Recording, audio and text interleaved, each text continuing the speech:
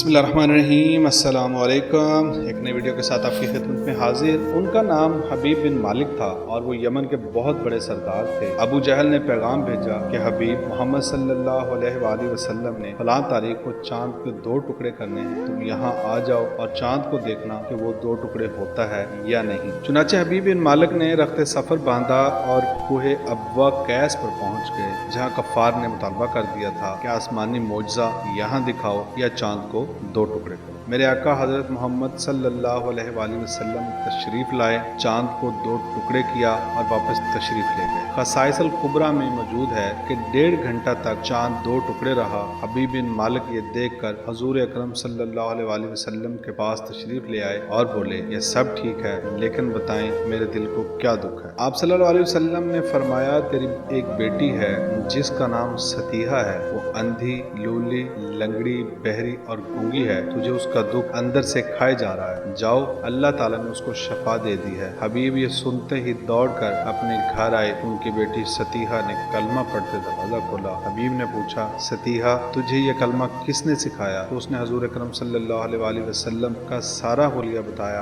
और बोली, अब्बा वो आए, मुझे ज़ियारत बख्शी और दुआ फरमाई और मुझे कलमा तैयबा भी पढ़ा गए। हबीब वापस गए और कलमा पढ़कर मुसलमान हो गए और ना सिर्फ मुसलमान हुए बल्कि इस्लाम की खिदमत में पेश रहे। नाज़रीन, अगर आपको हमारी ये वीडियो पसंद आई हो तो प्लीज़ हमारे चैनल को सब्सक्राइब करें और बेल आइकन को प्रेस कर दें ताकि हमारी हर आने वाली वीडियो का नोटिफिकेशन आप तक पहुंचे।